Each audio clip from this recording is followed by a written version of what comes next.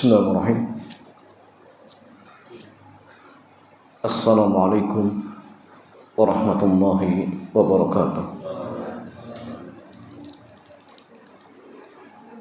Alhamdulillah wassalatu wassalamu ala Rasulillah wa ala alihi wa sahbihi ajma'in. Amma ba'd.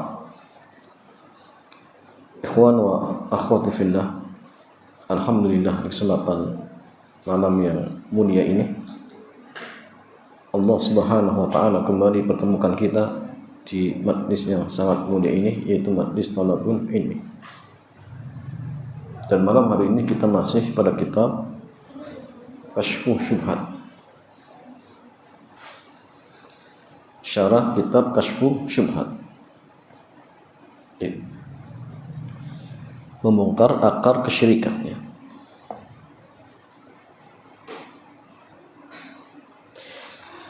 Ya, maksudnya di pertemuan yang terakhir sudah kita jelaskan bahwa Rasul yang pertama adalah Nabi Nuh, dan beliau diutus ketika kaumnya mereka melakukan kesyirikan. Ya, tepatnya ketika syaitan membisiki mereka untuk membuat patung dan gambar dari orang-orang saleh di kalangan mereka yang sudah meninggal dunia, yang awalnya tujuannya hanya untuk kenangan, tetapi lama kelamaan ketika pembuatnya sudah meninggal, kemudian anak cucu mereka sudah tidak tahu lagi, maka yang awalnya hanya sekedar untuk kenang-kenangan justru akhirnya disembah. Banyak masalian, ikhwan wa fillah. Di antara berhala-berhala tersebut ada yang namanya Wat, kemudian Suwa, Yaguth, Ya'uq, Suwa'an. Wat dan Suwa'an, wa Yaguth, wa Ya'uq, wa Nasra. Wat, Suwa', kemudian Yaguth dan Ya'uq dan Nasra. Dan Rasul yang terakhir adalah Muhammad sallallahu alaihi wasallam.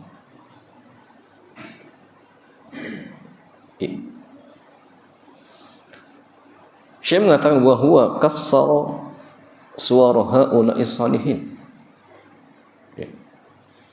Jadi Rasulullah sallallahu alaihi wasallam, beliaulah yang menghancurkan patung-patung tersebut.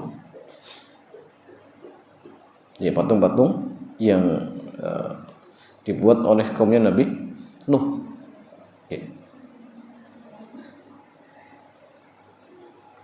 Berkata Syekh Muhammad bin Shalih Al-Utsaimin, ay anna an-nabiyya sallallahu alaihi wasallam kassara suwar al-asnam wa dhalika yaumul fathi hina dakhala al-ka'bata fawajada hawlaha wa fiha 360 sanaman.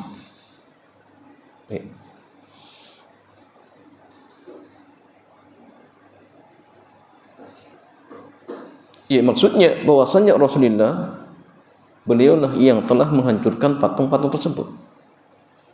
Dan itu terjadi ketika Fathu Makkah di tahun 8 Hijriah. Jadi setelah Nabi hijrah 8 tahun kemudian terjadi Fathu Makkah. Dan ketika itu jamaah sekalian, orang-orang kafir Quraisy, bahkan kabilah-kabilah Arab yang mereka sudah menanti, karena sebelumnya mereka mengatakan kalau Muhammad itu benar seorang nabi, maka sungguh dia akan mengalahkan kaumnya. Dan ternyata terbukti. Sehingga akhirnya mereka berbondong-bondong masuk Islam. Bahkan jumlah mereka kurang lebih 2000. Yang singkat cerita, dari 2000 inilah kemudian diutus oleh Rasulullah atau dikirim oleh Rasulullah ke Hunain. Ya, karena orang-orang yang tidak mau masuk Islam mereka lari ke Hunain dan bergabung dengan orang-orang kafir yang lainnya. Dan di sana mereka akan apa? Ya, menyusun kekuatan. Sehingga tatkala berita itu sampai ke telinga Rasulullah, maka beliau segera mengutus atau mengirim kurang lebih 12.000 pasukan. Jadi 10.000 orang-orang Muhajirin dan Ansar yang memang datang dari Madinah untuk Fathu Mekah, menaklukkan kota Mekah. Setelah itu diutus, ditambah 2.000 menjadi 12.000. Yang singkat cerita mereka jemaah ketika melewati satu pohon bidara kemudian mengatakan kepada Nabi apa? Ya Rasulullah, ij'al lana dzata anwat kama lahum dzatu anwat. Ya Rasulullah, jadikanlah untuk kami dzatu anwat sebagaimana mereka punya dzatu anwat. Jadi ini pohon keberkahan. Jadi mereka orang-orang kafir menggantungkan senjatanya di pohon tersebut dalam rangka tabarruk, agar ketika digunakan untuk perang sekali tebas putus. Nah, itu maksud mereka. Jadi, yang singkat cerita Nabi mengingkari ya, dan beliau bertakbir sambil mengatakan la tarkabuna sunnana man kana qablakum shibran bi shibrin dhira'an bi dhira'in. Sungguh kalian sedikit demi sedikit, sejengkal demi sejengkal, sehasta demi sehasta akan mengikuti tradisi orang-orang siapa? Sebelum kalian. Ya. Lau dakhalu juhra dobin, walaupun sekiranya mereka masuk lubang dob pun kalian pasti akan mengikutinya. Kemudian para sahabat bertanya, ya, al-yahudu wa nasara ya Rasulullah, apakah mereka itu orang Yahudi dan Nasrani wahai Rasulullah? Maka beliau bersabda, faman, siapa lagi? Siapa lagi? Ya. Dan ini terjadi ketika apa? Fathu Mekah. Ya. Begitu pula jamaah sunniyin, Khalid bin Walid kali itu diperintahkan oleh Nabi untuk apa? Untuk menebang pohon yang namanya apa? Uzza. Ya. Jadi Uzza itu pohon. Dan ini sama ya, pohon apa? Pohon keramat. Yang kadang sering muncul apa? Suara. Sehingga orang-orang apa? Takut akhirnya menjadikan pohon tersebut sebagai pohon ya keberkahan. Ketika Fathu Mekah, Rasulullah mengutus Khalid disuruh untuk menebang. Berangkatlah Khalid. Kemudian ditebang. Setelah tebang, beliau pun datang ke Nabi. Kata Nabi, wahai Khalid, sudahkah ya pohon itu kau tebang? Kata Khalid, ya sudah wahai Nabi. Kata Rasulullah, di situ ada apa wahai Khalid? Kata Khalid, enggak ada apa-apa wahai Nabi. Saya tebang selesai sudah. Ya, kata Rasulullah, coba kamu datang lagi. Ternyata pas datang lagi ada apa? Ada setan perempuan. Lalu dipenggal oleh Khalid bin Walid, mati. Dan itulah setan yang sering apa? Jin yang sering muncul. Yang kadang bersuara yang buat fitnah orang-orang. Nah, sehingga kadang-kadang seperti itu jemaah. Pohonnya bunyi. Ya.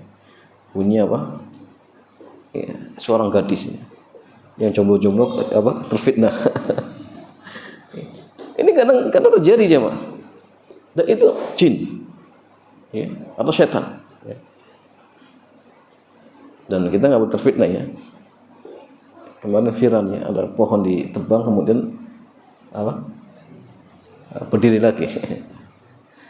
Itu mungkin berdirinya karena belum diputus ya. Mungkin akarnya masih ini kemudian apa namanya berdiri lagi. Tapi karena sebagian orang akan menjadikan apa? Oh ini aneh nih, pohon nggak mau ditebang. Ya jemaah sekalian.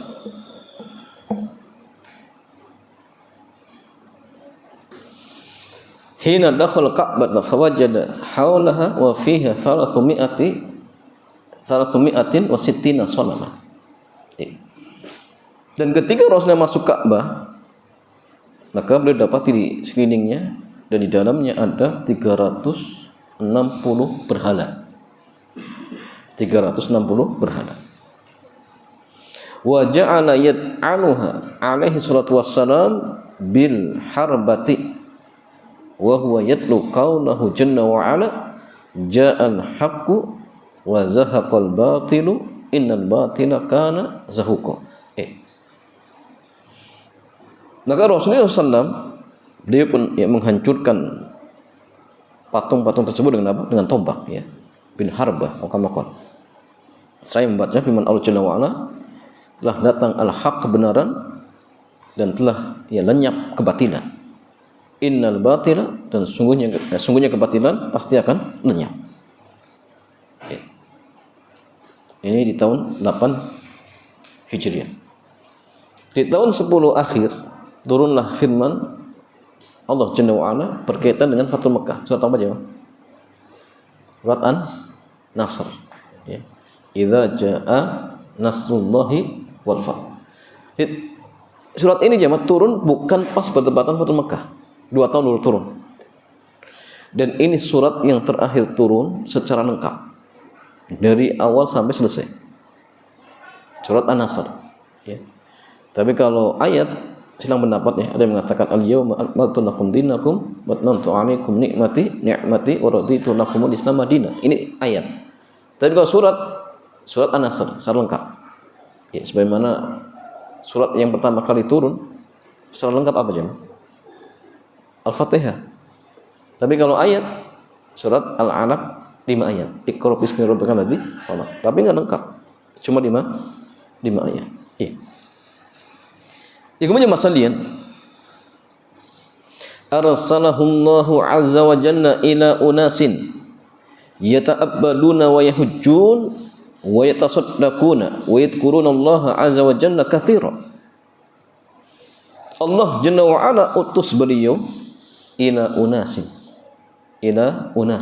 di tengah-tengah manusia yang mereka juga beribadah, berhaji, bersedekah dan banyak berzikir kepada Allah. Ini apa kondisi apa? Kondisi masyarakat ketika Nabi diutus. Mereka juga haji, sedekah, ya, zikir, ya.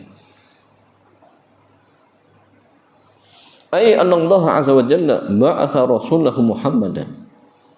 Maksudnya bahwasanya Allah Jalla wa Ala mengutus rasulnya Muhammad ila qaumin, ya, di tengah suatu kaum yang mereka beribadah. Lakinnaha ibadatun batilah, tetapi ibadahnya batin. La tanfa'uhum, tidak bisa memberikan manfaat kepada mereka. Kenapa? Li'annahum kufar, karena mereka adalah orang-orang kafir. Ya, sehingga jamaah, sedekahnya orang kafir bermanfaat tidak? Enggak. Ada orang terkaya di dunia sekarang misalkan, dia mensedekahkan separuh hartanya, enggak nyampe jemaah,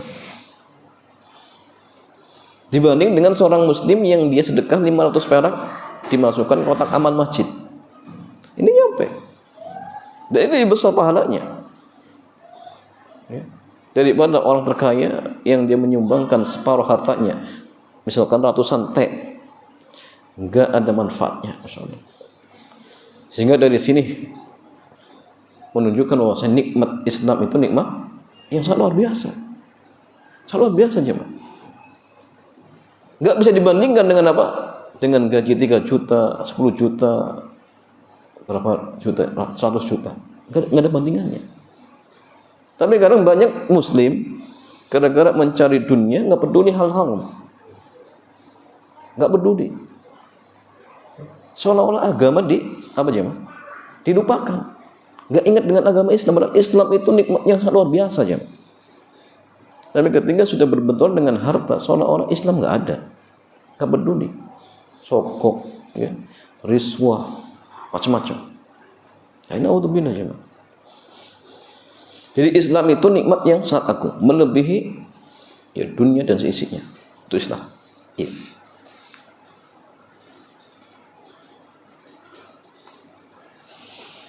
Ma anzalallahu biha min sultan, itu ibadah yang tidak Allah turunkan keterangan di dalamnya.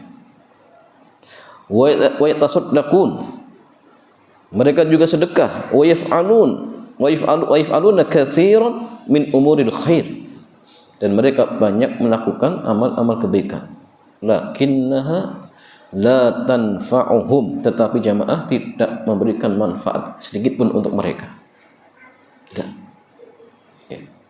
Di mana maksudnya, Pak? Di akhirat. Tapi kalau di dunia, kira-kira bisa memberikan manfaat tidak, jemaah? Manfaat tidak?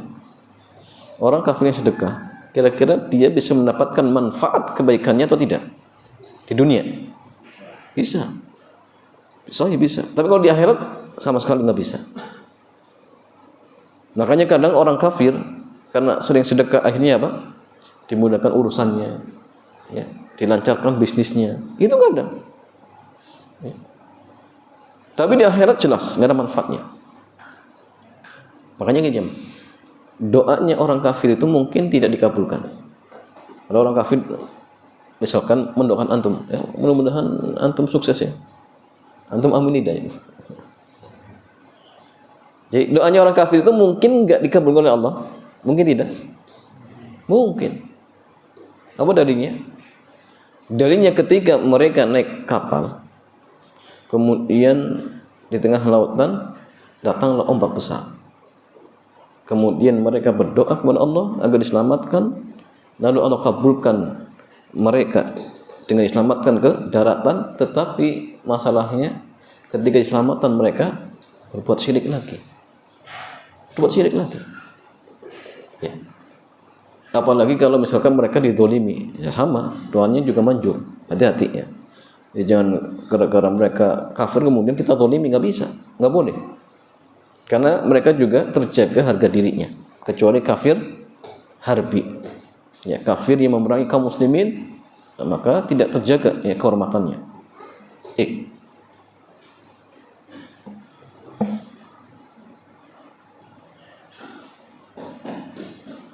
Wa min syarti taqarrubi ila Allah azza wa jalla an yakuna al-mutaqarrib ila Allah azza wa jalla musliman wa haula'i ghairu muslimin. Nah, di antara syarat untuk mendekatkan diri kepada Allah harus pelakunya adalah seorang muslim, sedangkan mereka bukan muslim.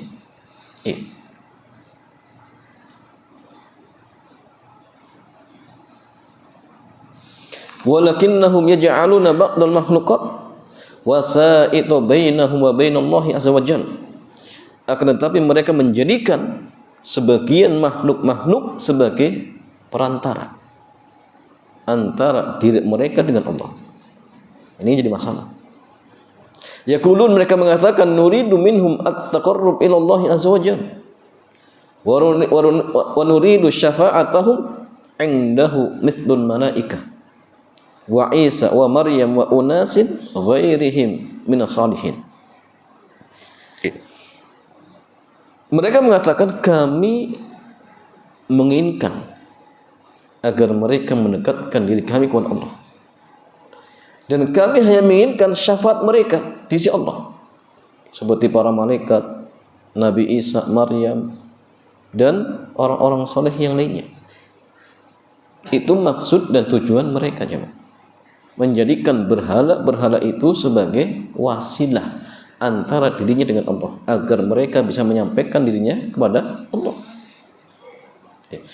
Kira-kira jemaah sekalian, alasan ini atau tujuan ini ya, sama tidak dengan yang dilakukan oleh ubadul kubur, penyembah kuburan. Ketika mereka datang ke kuburan kemudian beranggapan apa? Wali-wali itu ya hanya sekedar ya perantara. Kami tahu kami orang yang banyak dosanya, nggak layak kalau minta langsung kepada Allah, sehingga kami menjadikan mereka sebagai perantara agar menyampaikan doa kami kepada Allah. Ya. Itu alasan orang-orang yang datang ke kuburan, jemaah. Kira-kira jemaah persis tidak dengan alasan orang kafir zaman Rasulullah? Persis. Dan itu bentuk peribadahannya, jemaah. Kalau mereka di zaman Rasulullah ketika menyembah patung-patung tersebut, alasannya untuk dijadikan apa? Wasilah. Dan mereka dihukumi kafir oleh Nabi dan mereka diperangi oleh Rasulullah SAW. Kira-kira jemaah orang-orang yang datang ke kuburan menjadikan wali-wali sebagai perantara, hukumnya sama tidak? Sama. Ya. Karena sebagian mereka mengatakan enggak, hukum kami ya beda. Jawabannya enggak ada yang beda. Orang-orang kafir di zaman Rasulullah ya alasannya sama seperti kalian. Seperti kalian penyembah kuburan. Kok bisa dibedakan? Mereka dikafirkan, kemudian kalian nggak dikafirkan. Apa yang membedakan? Ya. Mereka nggak bisa jawab. Mereka nggak bisa jawab. Ya. Jadi alasan mereka bahwasanya para wali dan orang soleh hanya sebagai perantara yang untuk apa? Mendekatkan diri mereka pada Allah. Ini alasan yang sama persis dengan alasan orang-orang kafir Quraisy. Dan mereka tetap dihukumi kafir oleh Rasulullah sallallahu alaihi wasallam. Ay annahum innama ya'buduna hadhil asnam litaqarrubihim ila Allah azza wa jalla zulfa. Ya. Pokoknya mereka tidaklah menyembah patung-patung ini kecuali agar patung-patung tersebut bisa mendekatkan diri mereka kepada Allah sedekat-dekatnya. Fahum muqirrun bi annaha dunallah. Mereka mengakui patung-patung itu bukan Allah. Wa annaha la tamliku lahum naf'an wala dharra. Mereka juga mengakui patung-patung itu tidak bisa memberikan manfaat, tidak bisa menolak mudarat. Mereka mengakui. Wa annahum syufa'a'u lahum indallah, tetapi mereka hanya sebagai perantara bagi mereka di sisi Allah. Walakinna hadhihi syafa'atun batinatun la tanfa'u ashabaha. Tetapi syafaat seperti ini adalah syafaat yang batin, yang tidak bisa memberikan manfaat kepada pelakunya, nggak bisa. Di anna Allah azza wa jalla yaqul, kana Allah berfirman, fama tanfa'uhum syafa'atu syafi'in. Maka syafaat dari orang yang akan memberikan syafaat tidak akan memberikan manfaat kepada mereka. Wa dzalika, yang demikian ini, di anna Allah azza wa jalla la yarda li haula'il musyrikina syirkahum. Karena Allah jalla wa ala tidak ridha dengan kesyirikan mereka.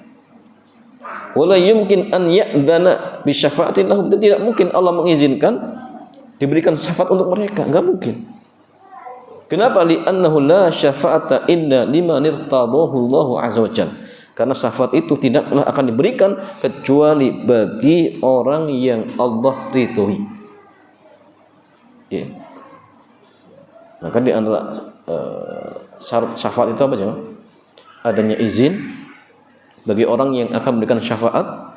Yang kedua, orang yang akan mendapatkan syafaat adalah orang yang ucapan dan perbuatannya Allah cintai dan ridhoi. Kalau perbuatan orang kafir, kira-kira jamaah sekalian dicintai dan diridhoi atau tidak? Jawabannya tidak. Jawabannya tidak. Jadi tidak mungkin mereka akan mendapatkan syafaat. Ya. Wallahu la yarda li ibadihil kufra wa la yuhibbul fasad. Allah Jalla wa Ala tidak ridha, ya, kekafiran dari hamba-hambanya dan tidak menyukai kerusakan. Fata'alluqul musyrikin bi alihatihim ya'budunaha wa yaqulun haula'i syufa'a indallah. Ya. Maka keterkaitan orang-orang musyrik, ketergantungan orang-orang musyrik dengan Tuhan-Tuhan mereka, sembahan mereka, di mana mereka menyembahnya, beribadah kepadanya dan mengatakan bahwasanya mereka adalah yang akan memberikan syafaat di sisi kami. Maka ini ya, ketergantungan yang batin yang tidak akan memberikan manfaat. Bal hadza la yaziduhum minallahi jalla wa ala illa bu'dan. Bahkan yang seperti ini tidaklah akan menambahkan kepada mereka kecuali justru mereka semakin jauh dari Allah. Harapan mereka agar apa? Berhala-berhala itu mendekatkan diri mereka kepada Allah. Tapi yang terjadi sebenarnya justru perbuatan itu menjadikan mereka semakin jauh dari Allah. Dan banyak orang yang seperti ini, jemaah. Contoh, Orang-orang yang mungkin dia melakukan bid'ah-bid'ah. Dia tentukan zikir sehari sekian jumlahnya, waktunya sekian. Waktunya hari ini, hari itu misalkan. Harapan mereka agar mereka mendapatkan pahala, agar Allah semakin cinta. Tapi sebenarnya jamaah, perbuatan itu justru menjadikan Allah murka, dan dia pun tidak mendapatkan pahala tetapi dosa. Kenapa jemaah? Karena kejahilan. Maka belajar ilmu itu penting ya, belajar ilmu itu sangat-sangat penting.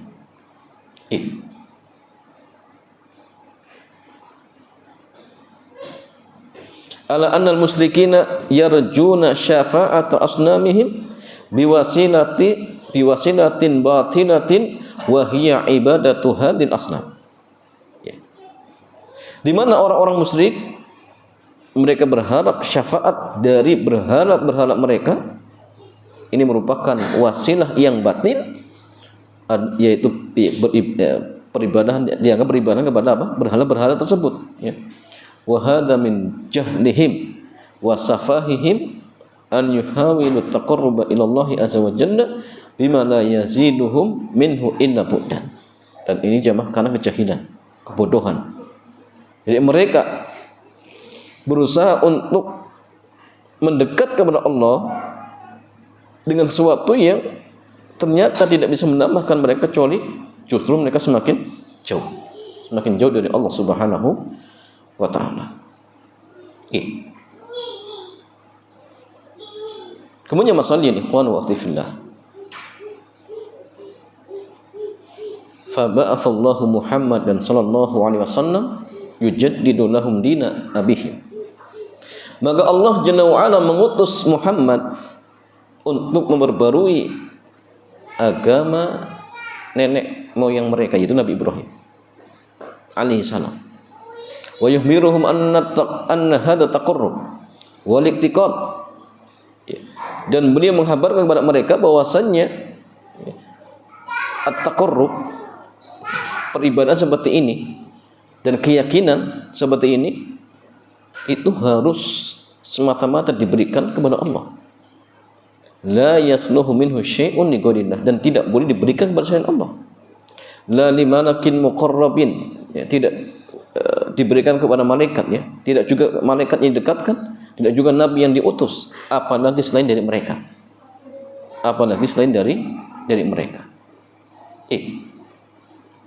Ya jemaah sekalian, yaqul muallif rahimahullah jalla wa ala, Syekh Muhammad At-Tamimi, innahu mazalu ala hadzal kufri wa huwa ibadatu hadzal asnam litaqarrubihim bi za'mihim ila Allah azza wa jalla hatta ba'athallahu rasulahu wa khatami anbiya'ihi. Bahwasanya mereka terus menerus di atas kekufuran, yaitu beribadah kepada berhala-berhala dengan anggapan bahwasanya berhala-berhala tersebut akan mendekatkan diri mereka kepada Allah. Sehingga akhirnya Allah mengutus Rasulullah SAW sebagai penutup ya para nabi ya, wa khatamin nabiyyin. Dan jamaah sekalian ingat ya, penutup para nabi itu Nabi Rasulullah SAW. Jadi kalau seandainya ada keyakinan, oh jangan-jangan akan muncul lagi seorang nabi, itu kufur ya. Terbetik dalam hati kita, oh jangan-jangan mungkin saja, itu bisa kufur, hati-hati. Jadi jangan sampai terbetik dalam hati kita apa? Oh mungkin saja, hati-hati. Seperti sebagian orang-orang Ahmadiyah, mereka meyakini Mirza Ghulam Ahmad itu sebagai nabi ya. Dan anehnya mereka juga punya kitab namanya At-Tadhkirah. Kitabnya hampir mirip seperti Quran, tetapi domir-domirnya dirubah. Contoh misalnya inna arsalna, ka-nya dirubah. Kalau di Quran ka-nya kan kepada Nabi Muhammad, ini kepada Mirza Ghulam Ahmad, dirubah. Itu aneh jamaahnya. Ya. Jelas ini kufur dan itu bukan Islam. Ya bukan Islam. Jadi Rasulullah penutup para nabi. Ba'athahullahu azza wa jalla bitauhidil khalis. Ya.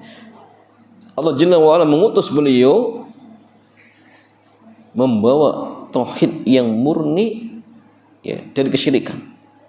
Yad'un nasa ila ibadatillahi azza wa jalla wahda. Ya, menyuruh kepada orang-orang untuk beribadah hanya kepada Allah, memperingatkan mereka dari kesyirikan.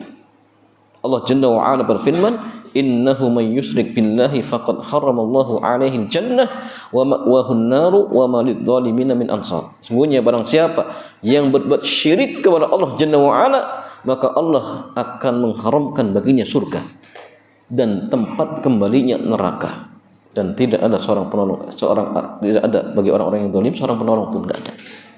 Ya. Wa yubayyinu lahum anna al-ibadata haqqun lillahi azza wa jalla. Dan beliau menjelaskan kepada mereka bahwasanya ibadah itu hak Allah semata. Wa annahu la yajuzu sarfu syai'in minha li ghairihi subhanahu jalla wa ala. Dan tidak dibolehkan memalingkan sesuatu dari peribadahan tersebut kepada selain Allah, enggak boleh. Baik itu malaikat yang dekatkan, nabi yang diutus, apalagi selain dari mereka. Allah Jalla wa Ala berfirman, "Alam ahad ilaikum ya bani Adam."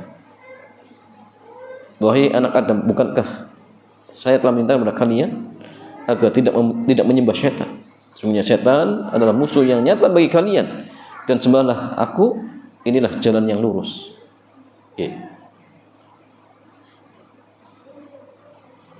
Wa qaluhu yujaddidu lahum dina abihim Ibrahim. Jadi ucapan Syekh, jadi datang memperbarui agama nenek moyang mereka, itu Nabi Ibrahim. Ka'annu yushiru ila qoulihi jalla wa ala. Jadi seolah-olah ini mengisyaratkan firman Allah Jalla wa ala, kepada firman Allah Jalla wa ala, "Tsumma auhayna ilaika an ittabi' millata Ibrahim hanifa wa ma kana minal musyrikin." Kemudian kami wahyukan kepadamu wahai Rasul untuk mengikuti millah agama Nabi Ibrahim yang lurus dan dia tidak termasuk orang-orang musyrik. Wa qaluhu mahdu haqqillah. Jadi hanya hak Allah, maksudnya apa? Ikhlas murni, hanya hak Allah Subhanahu wa taala. Ya, sehingga jamaah sekalian, qul wa akhwati fillah, bahwasanya alasan-alasan orang-orang musyrik ketika mereka beribadah kepada berhala-berhala mereka yang tujuannya agar patung-patung tersebut bisa apa? Mendekatkan diri mereka kepada Allah, itu sama saja. Alasan yang sama, ya, sebagaimana yang dilakukan oleh orang-orang di zaman kita. Ya. Di mana ketika orang-orang yang suka datang ke kuburan, minta-minta kepada penghuni kubur, ya sama, alasannya sama. Ya, kepada para wali yang sudah meninggal dunia, alasannya sama. Sehingga hukum mereka tidak jauh beda dengan hukum orang-orang kafir di zaman Rasulullah. Nah, sehingga jemaah kalau mereka tetap ngeyel, sampaikan. Nah, orang kafir di zaman Nabi diperangi, kok kalian kemudian dikecualikan? Ya. Tolong jelaskan dalilnya, mana yang mengecualikan kan antum kalau nyembah para wali kemudian enggak syirik. Ya, orang-orang kafir Quraisy ketika mereka nyembah patung tersebut dengan apa keyakinan tadi, mereka dikafirkan. Ya. Kok kalian enggak dikafirkan? Ini kadang-kadang masalah betul dijelaskan. Karena sebagian mereka kadang-kadang tokoh-tokoh agamanya justru menjadikan hal tersebut sebagai apa? Perkara ibadah. Tawasul kepada mayit itu dianggap ibadah, sehingga mereka tidak merasa bersalah ketika melakukannya di masjid. Padahal itu kesyirikan, ya. Padahal itu kesyirikan, dosa yang paling besar, syirik akbar. Ya. Tawasul itu yang syirik akbar atau syirik kecil, ya. Nah, tergantung keyakinan, ya. Kalau hanya sebagai perantara dia masih doa kepada Allah, syirik kecil. Sebenarnya mengatakan ini bid'ah, itu Islam mendapat, tetapi jelas ini kemungkaran. Ini kemungkaran. Entah itu bid'ah ataupun syirik kecil, jelas ini kemungkaran. Tapi kalau dia sampai doanya kepada mayit-mayit tersebut, minta hajatnya kepada mayit-mayit tersebut, ini syirik akbar. Ini syirik akbar. Tapi mereka itu jangan mintanya kepada siapa? Ya. Kalau hanya sekedar dijadikan wasilah, maka tidak sampai apa? Kafir. Sehingga antum masih boleh sholat di belakang mereka, saya. Karena kadang imam-imam masjid itu ya suka tawasul. Saya tidak jangan. Ini masih syirik kecil kalau dalam artian dia masih doanya kepada Allah. Tapi kalau sudah mintanya kepada wali tersebut, minta hajatnya misalkan, dan meyakini bahwasanya wali itu bisa mendatangkan manfaat dan mudarat, ini bisa syirik akbar. Maka hati-hati. Tapi kalau hanya dalam artian tadi ya, masih mintanya kepada Allah, hanya sekedar dijadikan wasilah, maka para ulama kita mengatakan, ya, ada yang mengatakan ini bid'ah, ada yang mengatakan apa? Ada yang mengatakan syirik kecil atau kama qala. Tapi intinya dilarang, ya, atau kama qala. Ya, intinya dilarang seperti itu, coba. Wallahu ta'ala a'lam bishawab. Demikian jamaah, mudah-mudahan bermanfaat. Selanjutnya seperti biasa kita buka tanya jawab.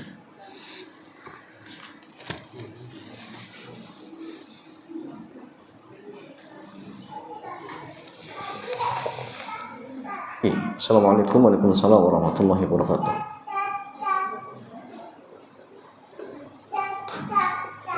Izin bertanya Ustaz, jika wanita keguguran dan kandungan sudah berumur 5 bulan, apakah wajib diakikohi, dan jika wajib bagaimana prosesnya?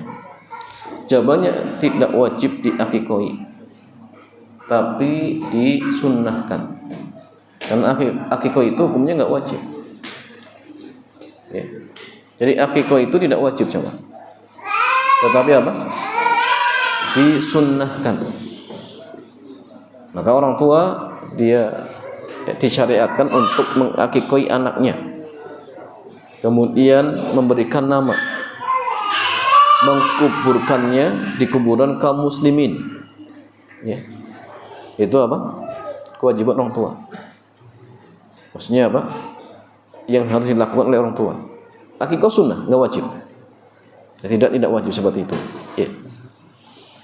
Bagaimana caranya? Caranya ya sebenarnya saja. Kapan waktunya? Kapannya? Setelah keguguran, ya, kemudian apa? 7 hari. Misalkan hari Senin keguguran, ya. Setelah itu dihitung 1, 2, 3, 4, 5, 6, 7. Akikoi. Akikoi jam. Oh, Ustaz, tapi sudah kelewat bagaimana?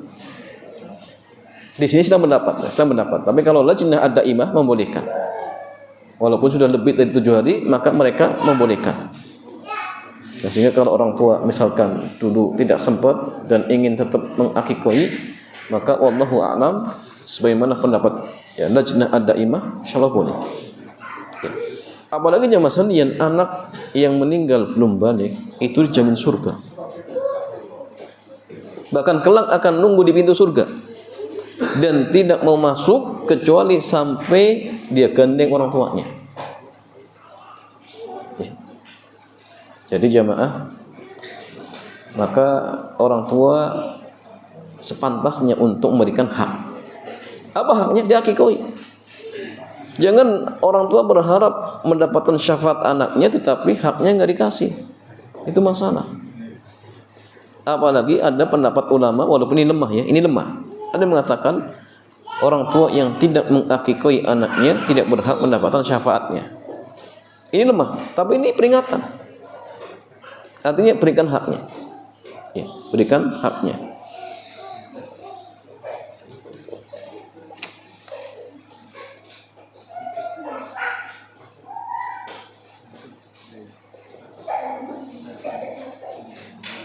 Apa keunggulan kalender Hijriyah dibandingkan kalender Masehi?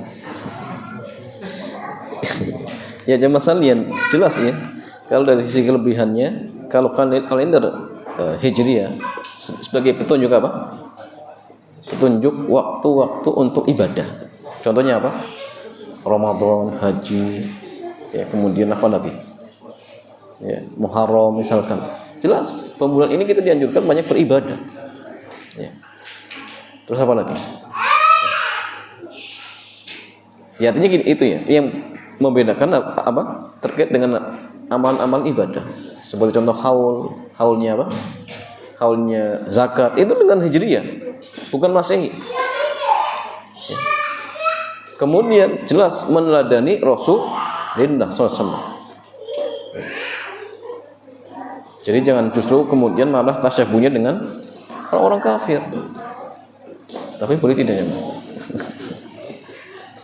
Ya boleh-boleh saja sebagai selahnya suatunya membuat mudah saja. Bukan kita tasyabuh dengan mereka. Tasyabuh itu gini jamaah. sesuatu yang menjadi ciri khas mereka, kemudian kita ikut-ikutan, itu tasyabbuh. Tapi kalau tangan seperti ini tasyabbuh tidak sampai insyaallah. Cuma yang terbaik kalau bisa Muslim berpatokan dengan Hijriah. Walaupun ada misalkan tanggalannya Masehi, tetap Hijriah jadikan patokan utama. Kenapa? Karena banyak syariat yang memang terkait dengan Hijriah ini. Haul zakat dengan Hijriah, Ramadan dengan Hijriah, haji dengan Hijriah. Kemudian apalagi? Bulan Muharram juga dengan Hijriah. Bukan Masehi. Bukan Masehi seperti itu.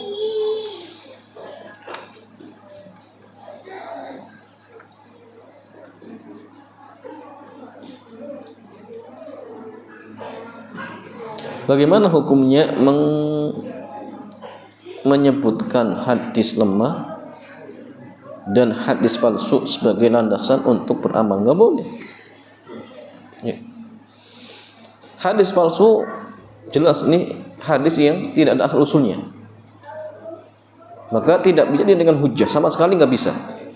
Boleh disampaikan hanya untuk menjelaskan ini statusnya palsu, boleh, bukan untuk diamalkan.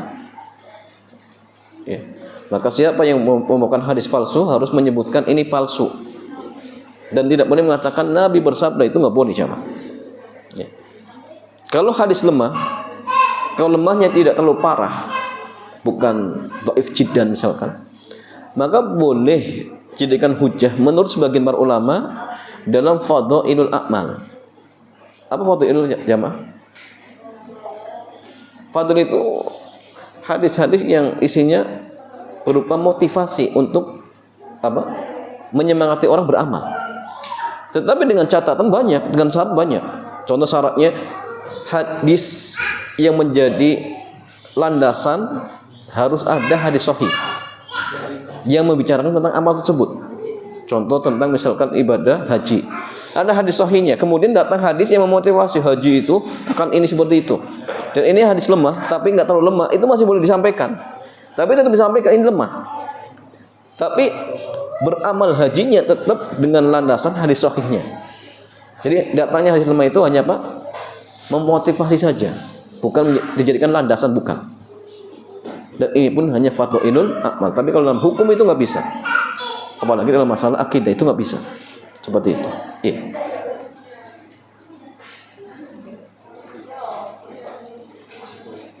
Bagaimana cara menentukan itu amalan bid'ah, itu amalan sunnah? Jawabannya harus tahu dulu tentang definisi bid'ah.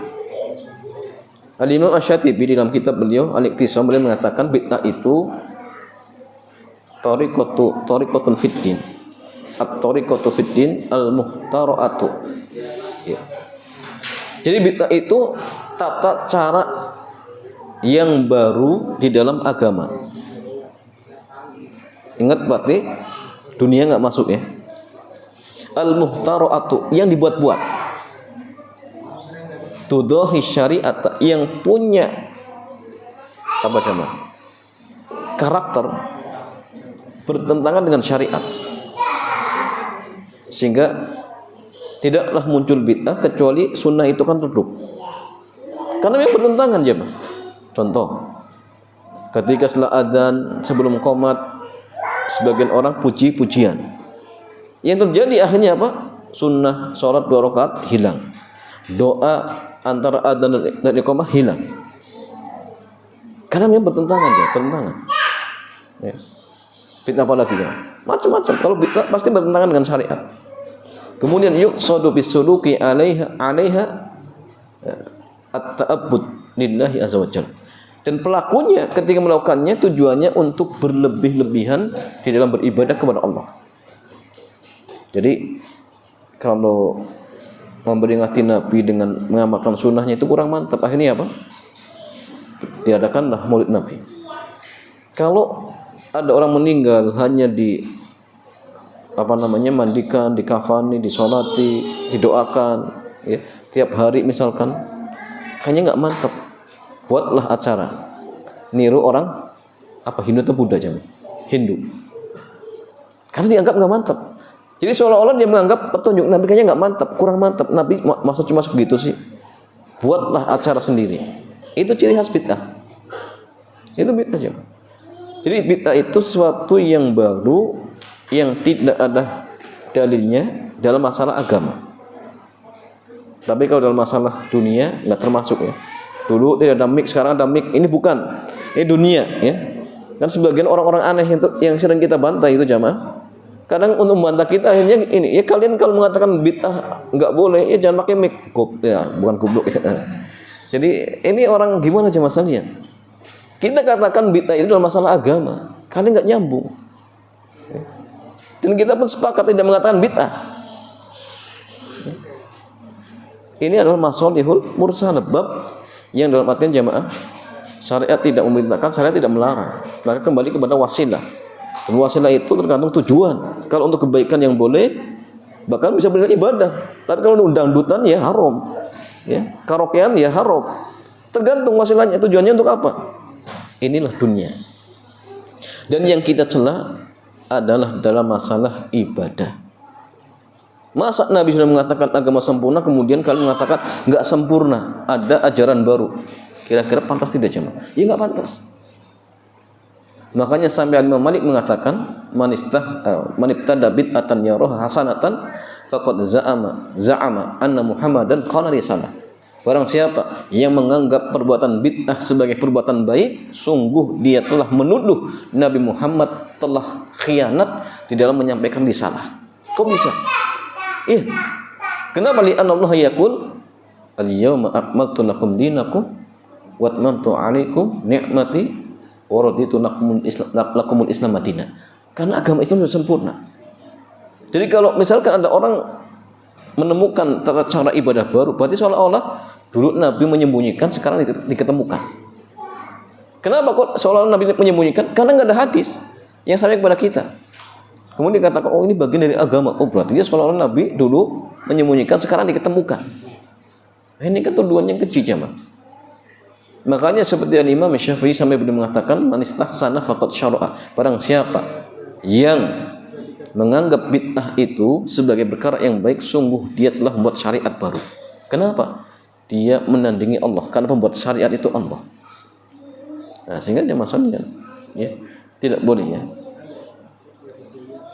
Adapun sunnah ya jelas memang ada dalilnya dari Quran ataupun sunnah Rasulullah SAW atau ijma' sahabat atau perbuatan sahabatnya yang tidak ada yang mengingkarinya, maka ini termasuk ijma'. Ini termasuk ijma'. Dan ijma' itu apa? Dalil. Apakah keagungan atau kebanggaan orang tua terhadap anaknya yang berlebihan, anaknya lucu, pintar, dapat menyebabkan penyakit ain? Ya, jawabannya gini ya Mas Sandian. Penyakit ain itu ya, penyakit yang disebabkan pandangan mata yang diiringi kedengkian. Ya. Sehingga kalau hanya sekedar misalkan pujian-pujian, kamu sangat pintar ya, kamu sangat lucu, ini nggak lantas orang tersebut langsung kena ain, enggak. Tergantung apakah muncul hasad atau tidak. Kalau muncul hasad, maka potensi, walaupun tidak pasti, tapi potensi orang yang dilihat akan kena ain. Bahkan di zaman Nabi itu ada orang terkenal, ainnya sangat manjur, sampai mereka minta kepada orang tersebut agar menimpakan ainnya kepada Nabi. Ini terkenal, tetapi ya Allah jaga Rasulullah SAW. Makanya gini, untuk menepis agar hasad itu enggak muncul, maka yang melihat itu disuruh mendoakan. Karena kalau sudah mendoakan, akhirnya kedengkian itu enggak muncul. Dan dengki itu kata Syekhul Islam, Al-Qamakon, sekedar enggak suka dengan nikmat yang ada pada orang lain, itu sudah dengki. Lebih parah lagi kalau dia sampai berdoa mudah-mudahan nikmat itu segera hilang. Itu lebih parah lagi. Ya. Makanya mungkin saja orang tua bisa menimpakan ain kepada anaknya. Contoh, anaknya ganteng, dia lihat anaknya, oh anaknya ganteng ya, kok saya nggak ganteng? Ya.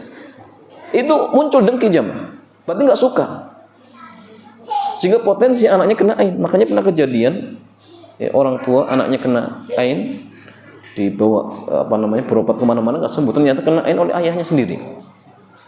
Maka untuk mencegah agar hasad itu enggak muncul, doakan. Barakallahu laka wa barakallahu fiik misalkan. Ya, karena kalau kita sudah mendoakan maka dengki itu enggak akan muncul. Begitu pula orang yang dipandang pendengi diri dengan apa? Zikir-zikir, zikir pagi petang, ya. Kemudian zikir zikir mau masuk rumah, keluar rumah, masuk WC dan semua, ya. Zikir-zikir dijaga. Ya. Dengan seperti itu jemaah Allah akan menjaga orang tersebut seperti itu jemaah. Jadi artinya ya, potensi orang kena ain itu sangat besar. Kenapa jemaah sekalian? Ya, karena umat Rasulullah banyak mati gara-gara ain. Dipandang besok mati, mungkin ya. Dilihat 2 hari ada pengumuman di musola. Innalillahi wa inna ilaihi, ternyata kena ain. Itu mungkin. Warung yang laris tiba-tiba enggak laris, itu mungkin kena ain. Mungkin.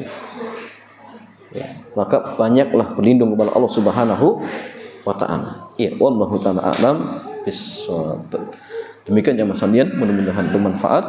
Kita tutup. Subhanakallahumma wa bihamdik, asyhadu an la ilaha illa anta, astaghfiruka wa atubu ilaik. Assalamualaikum warahmatullahi wabarakatuh.